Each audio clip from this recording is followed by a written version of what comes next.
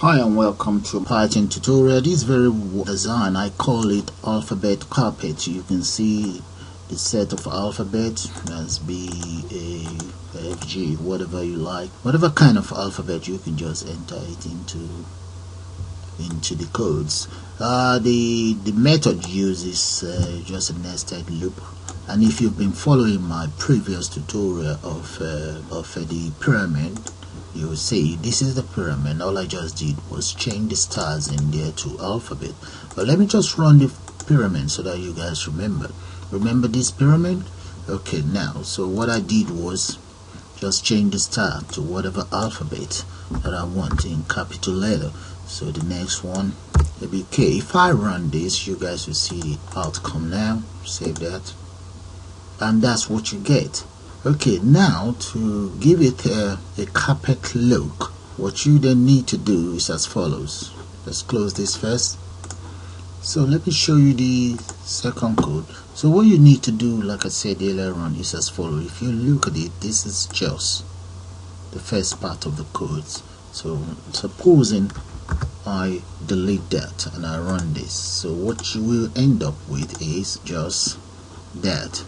Okay, now to get the very shape that you saw earlier on, and that is the reason I call it alphabet carpet. That's it right here. That's the alphabet carpet itself. But to get that very shape, we then need another for loop right here. If you notice, the first for loop I have up here is between 1 and 10. Yes, because this we only generate 1 to 10, but in this case I'm actually assigning 11 to I, so which means it will also go up to 10. Now J, in the case of J, instead of subtracting I from J, I just say I add 2 to that and print out a space and a space, exactly what is right here. Then the next thing is another loop, in this case 1, then we minus I from 10, then we print out this very letter F.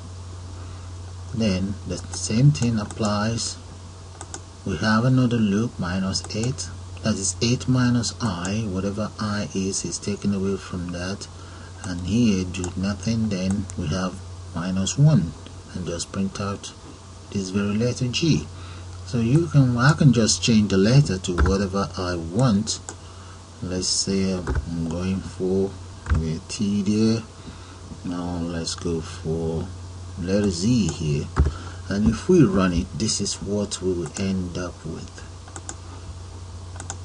It's sort of like a triangle, a rectangle with alphabet. Look at that, alphabet rectangle, but I just call it alphabet carpet. One other thing that you guys can do is, if you change this to, let's go for 20, and we'll leave that there. Come back here, change this to 20, and here let's go for 19, and here 18. If we run the program now, we will end up with a very huge carpet. Look at that. And that is how you develop your own alphabet carpet. But if you notice, there's one of the alphabet missing here and one is missing here. Okay, why? And we can always find that out too. So let's just go back to the system to find out why we're missing some alphabet there. As you can see, we have 18 here. If I change that to 19, and let's see what will happen. That means I've asked the system to print out one extra letter Z. Okay, so the same thing should apply to the other edge of it. So let's run it and see.